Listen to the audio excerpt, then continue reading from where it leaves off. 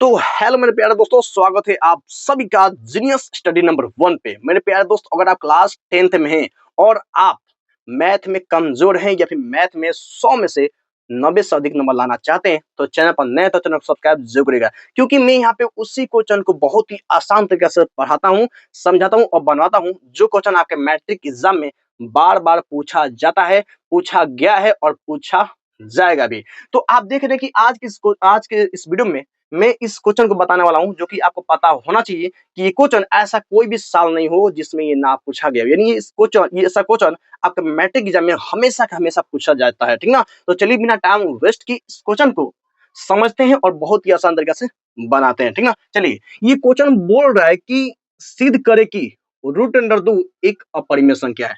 आप ये मत सोचिए कि √3, √5, √7 नहीं, मतलब कि √2 जब आप इनमें से कोई भी संख्या रख सकते हैं, क्लियर। मतलब कि इन्हीं में से कोई संख्या, इन्हीं में से कोई एक आपके मैट्रिक एग्जाम में आने वाला है, क्लियर, इधर क्लियर। यानी ये क्वेश्चन बोल रहा है कि सिद्ध करे कि √2 एक अपरिमेय संख्या है। इसके कहने का मतलब ये है कि आप सिद्ध करिए कि √2 एक अपरिमेय संख्या है ना जी। यानी आपको समझ में आ गया होगा कि √2 अपरिमेय संख्या है, लेकिन आपको सिद्ध करके बताना है कि कैसे है, ठीक ना। यानी अपरिमेय का उल्टा परिमेय होता है। तो आखिर √2 परिमेय क्यों नहीं है, अपरिमेय क्यों है, इस बात को सिद्ध करना है, क्लियर। आपको पता होना चाहिए कि आखिर √2 अपरिमेय क्यों है अपरिमेय। चलिए सबसे पहले हम लोग इससे समझ लेते हैं ना। देखिए, यहाँ पर √2 जो है अपरिमेय क्यों है। देखिए, जब हम 2 का गुणनखंड करेंगे तो देख रहे हैं कि खाली 1 आ रहा है ना जी। मतलब कि परिमेय कैसे होगा कि मान के चलिए कि 4 है, ये परिमेय संख्या कैसे। जैसे कि आप देख लेंगे, 4 को गुणनखंड कर 2 दूनी के 4 हो जाएगा और 2 कम 2 हो जाएगा। यानी 4 को गुणनखंड कर रहे हैं तो 2 गुने 2। और आपको पता होना चाहिए कि रूट के अंदर से 2 को एक जैसा बदले 1 बाहर निकल जाएगा।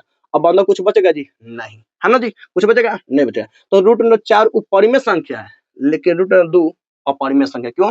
क्योंकि √2 से बाबू 2 बाहरी निकल ही नहीं पा रहा है, निकल पा रहा है नहीं निकल पा रहा है।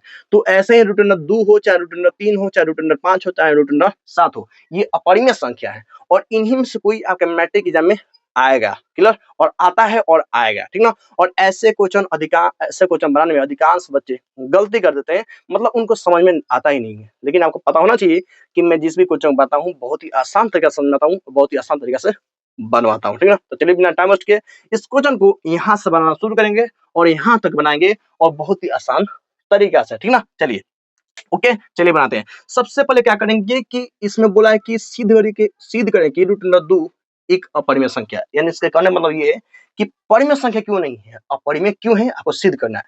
तो अपरिमेय का उल्टा होता है परिमेय संख्या। तो सबसे पहले देख लेते हैं कि √2 को हम परिमेय संख्या मान लेते हैं। अगर मानने के बाद परिमेय संख्या का शर्त को पूरा करेगा तो ये भी परिमेय हो जाएगा। लेकिन अगर परिमेय संख्या की अगर शर्त को पूरा नहीं करेगा तो परिमेय होगा जी नहीं होगा, अपरिमेय हो जाएगा, ठीक ना। तो अपरिमेय के उल्टा मान लेते हैं। तो यहाँ पर लिखते हैं बाबू हल, ठीक ना। तो अपरिमेय संख्या के उल्टा क्या होता है, परिमेय संख्या। तो मान लेते हैं बाबू कि माना माना माना कि माना कि जो √2 है, मैं एक बताऊंगा, ठीक है, √2 वाला बताऊंगा। आप लोग √3 वाला, √5 वाला, √7 वाला बना लीजिएगा, क्लियर। लेकिन उससे पहले मैं ये पूछ लूं पहले, ठीक ना।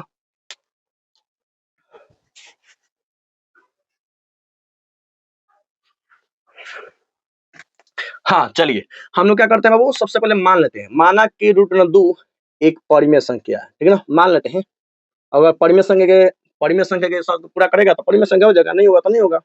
तो मानिए कि √2 एक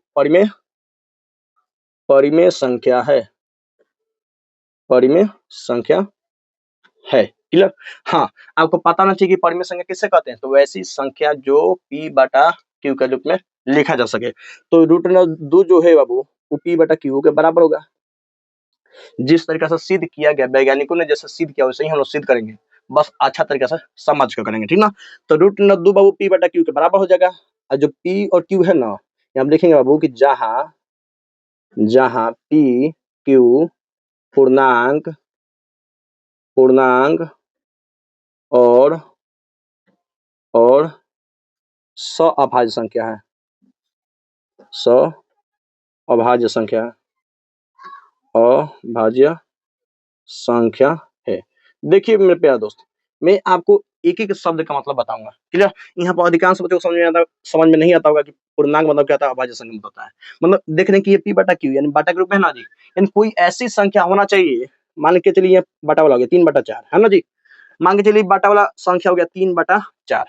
तो अगर मैं आपसे बोलूं कि 3/4 को कोई ऐसी संख्या है जो दोनों को काट दे, तीनों को भी काट दो और चारों को काट दे, कोई ऐसी संख्या है? नहीं है। तो अगर परिमेय संख्या में बोलता है कि जो बाटा के रूप में होता है ना, बाटा के रूप में होता है, वो किसी भी संख्या से नहीं कटता है। यानी किसी भी संख्या से नहीं कटता है सिवाय एक के, यानी सिवाय एक के, यानी एक मतलब क्या है, जब किसी भी संख्या से नहीं कटेगा तो समझो उसका HCF बाबू एक आता है। क्लियर। ओके ना। तो अगर ऊपर नीचे अगर किसी भी संख्या से ना कटे तो समझिए वो परिमेय संख्या होगा। क्लियर। तो इसमें भी जो भी बाटा वाला आएगा, अगर ऊपर नीचे किसी भी संख्या से ना कटे तो समझिए वो क्या बाबू, परिमेय संख्या होगा। लेकिन ऊपर नीचे किसी संख्या से कट जाए तो समझिए वो क्या हो जाएगा, अपरिमेय हो जाएगा। क्लियर। चलिए, तो हम लोग मान लिए बाबू √2 बराबर बाबू p/q, या √2 को जब परिमेय संख्या मान ली है तो इसका मतलब p/q का बाबू बराबर हो जाएगा। बाबू √2 के नीचे कुछ नहीं तो क्या बाबू, एक है। और जब तिरछा तिरछी गुना करेंगे तो एक में p से गुना करेंगे तब p आ जाएगा। क्यूब में √2 से गुना करेंगे, चीटी कहाँ से गई, क्यूब में जब √2 से गुना करेंगे तो √2 और क्यू आ जाएगा।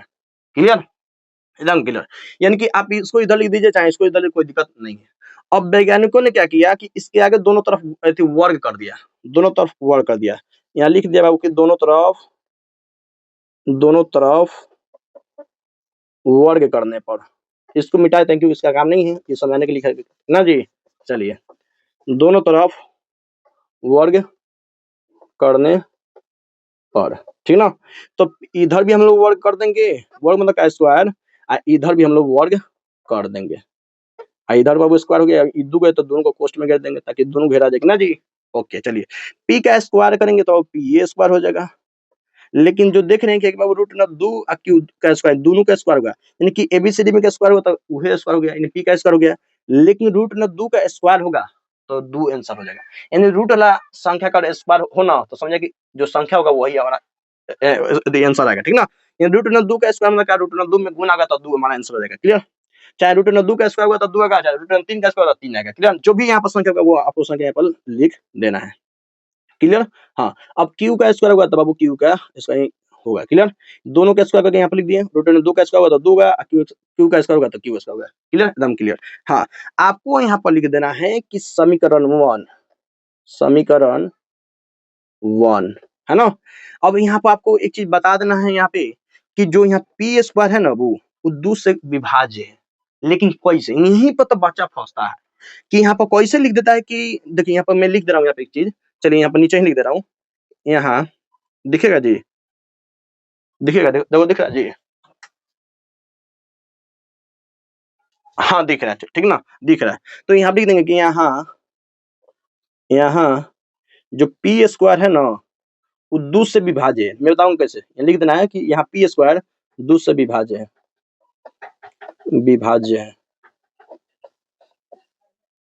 है। इसलिए p भी 2 से विभाज्य होगा।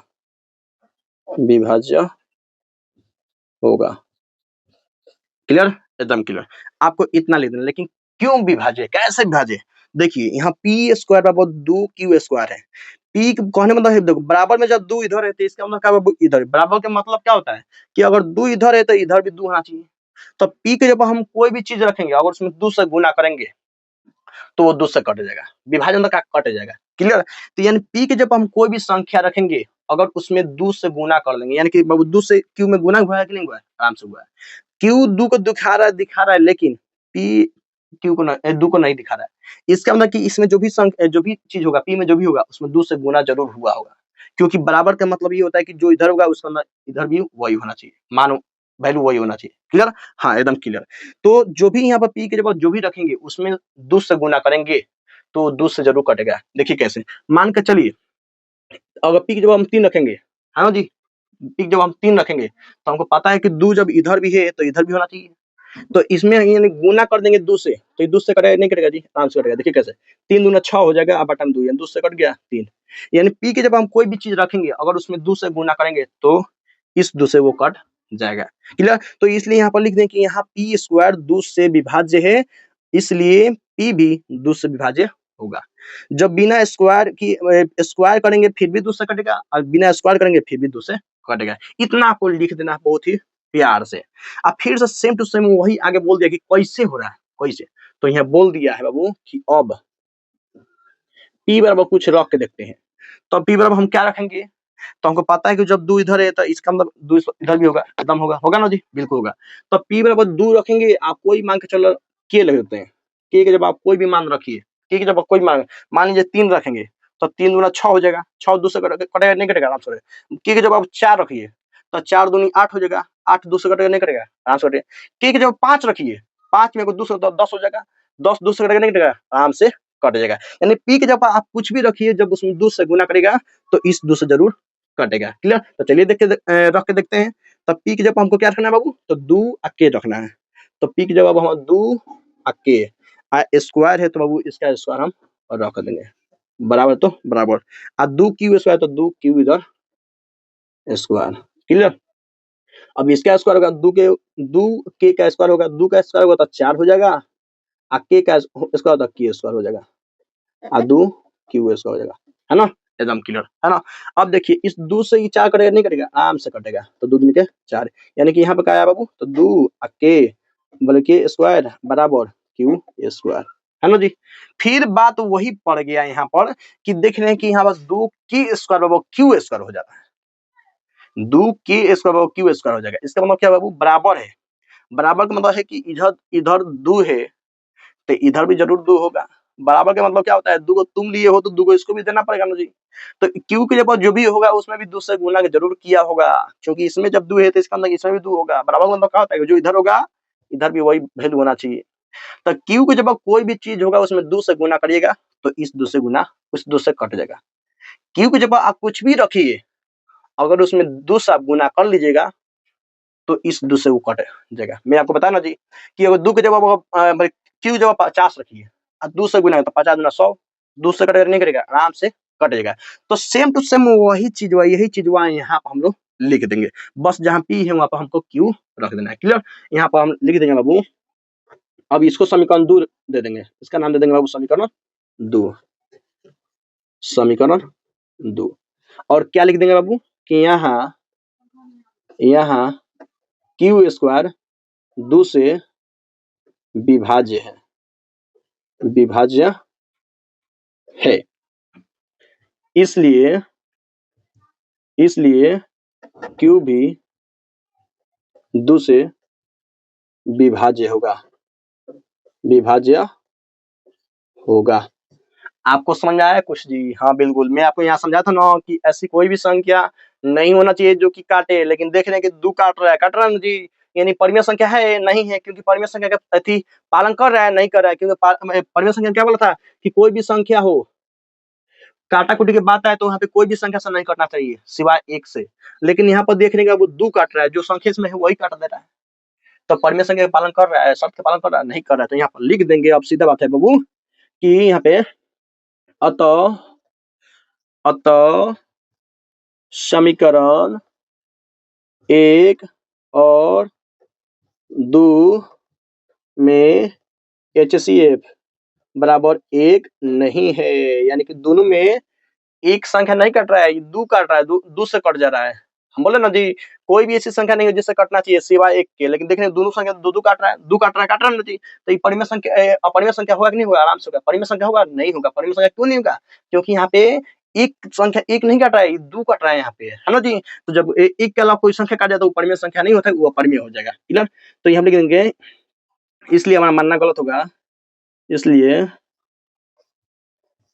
हमारा मानना गलत है कि आपको दिख रहा होगा नहीं दिखना जरूर चाहिए कि रूट अंडर 2 एक परिमेय संख्या है, परिमेय संख्या है। अब लिख देंगे कि अर्थात रूट अंडर 2 एक अपरिमेय संख्या, इसके नीचे लिख देना क्योंकि आपको दिख नहीं होगा, शायद दिख रहा है। चलिए लिख देंगे कि अर्थात रूट अंडर 2 एक अपरिमेय संख्या है, अपरिमेय संख्या है। ठीक है ना, आराम से एकदम बढ़िया से एकदम बढ़िया। देखिए मैं बता रहा हूँ आपको, एक चीज बता रहा हूँ, आप समझने का प्रयास जरूर करिएगा, जरूर कम गारंटी दे रहा हूँ कि आपको अच्छा समझ में आएगा। ठीक ना, अगर एक बार में समझ नहीं आ रहा ना, तो आप बार बार बनाएंगे, उससे समझ में आएगा। क्योंकि ये क्वेश्चन बाबू हर किसी को जल्दी समझ में नहीं आता है, और खास करके यहाँ पर समझ नहीं आता है कि आखिर यहाँ दो से कैसे कटेगा। ये समझ, मैं बता रहा हूँ कि पी की जब आप कोई भी चीज रखेगा, जब इसमें 2 से गुना हुआ है तो इसमें जरूर 2 से गुना होगा। यानी पी के जब आप कुछ भी रखिए उसमें 2 से गुना करेगा तो 2 से जरूर कट जाएगा।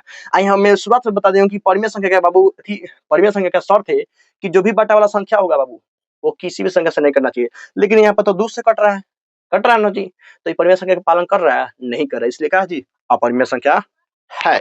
क्लियर, समझ में आया? और आया है तो लाइक जरूर कीजिएगा। और देखिए अगर आपको 50% आधा भी समझ आया ना जी, आधा भी अगर आपको समझ में अच्छे से आया है तो समझिएगा कि आपको पूरा समझ में बहुत जल्द आने वाला है। क्योंकि जो बच्चा को अच्छा से समझ में आधा भी आ गया ना, उसको पूरा का पूरा आएगा, और उसका माइंड हाई लेवल का है। जिसको पूरा आ गया तो वो तो और भी ज्यादा हाई लेवल का है ना जी। तो चैनल पर नए हैं तो चैनल सब्सक्राइब जो करिएगा। सबसे पहले इसे स्क्रीनशॉट ले लीजिए, क्लियर, स्क्रीनशॉट ले लीजिए। और ऐसे में आप बार बार क्या करिएगा बाबू, रिवीजन करिएगा। आराम से 3-4 बनाइए, 3-4 बार बनाइए, और फिर रूट नंबर 3 को, रूट नंबर 5 को, रूट नंबर 7 को प्रैक्टिस जो करिएगा। कुछ करना नहीं है, सेम टू सेम वही करना है। जहां 2 होगा वहां पर अगर 3 सिद्ध कर रहे हैं तो जहां 2 होगा वहां 3 करिएगा, 3 कर दीजिएगा, बात खत्म, कहानी खत्म। ठीक है ना, आराम से बात खत्म, और कुछ नहीं। आप प्रैक्टिस करिए, आपको खुद समझ में अच्छे से आ जाएगा। मैथ में आपको एक चीज बता दूं कि मैथ में कहीं सा पढ़िए, मैथ में अगर बार-बार रिवीजन नहीं करते तो आप डाउन लेवल का हो जाएगा। लेकिन अब मैथ में आप बार-बार प्रैक्टिस करते हैं, बार-बार समझने का प्रयास करते हैं, प्रैक्टिस करते हैं, तो आप भले कितना भी कमजोर होंगे ना, आपका दिमाग हाई लेवल का हो जाएगा, आपका क्वेश्चन बनाने का स्पीड हाई लेवल का हो जाएगा। ठीक है ना, तो मिलता है अगले वीडियो में। तो देखते हैं, हम नए हैं तो चैनल को सब्सक्राइब जरूर करिएगा, क्योंकि मैं किसी भी क्वेश्चन को बहुत ही आसान तरीके से बनाने का, समझाने का प्रयास करता हूँ। और आप देख रहे हैं कि कितना अच्छा से एक एक चीज को बताया हूँ उसका मतलब, है ना जी। तो जरूर समझ में आपको अच्छे से आएगा। तो वीडियो को लाइक करिएगा, मिलते हैं अगले वीडियो में। तो चैनल पर नए हैं तो चैनल को सब्सक्राइब जरूर करिएगा। तब तक के लिए जय हिंद, वंदे मातरम। और आप देख सकते हैं कितना गर्मी हो रहा है, क्योंकि भाई गर्मी का दिन हो गया है। और पंखा इसलिए नहीं चला रहा हूँ क्योंकि आवाज आएगा और डिस्टर्बेंस आपको होगा, और आपको डिस्टर्बेंस होगा तो मुझे डिस्टर्बेंस होगा। तो आप भी मस्त रहिए, मैं भी मस्त, तो हो सकता है दिक्कत सब रहूंगा, कोई बात नहीं। मिलते हैं अगले वीडियो में, मस्त रहिए, स्वस्थ रहिए और खुश रहिए।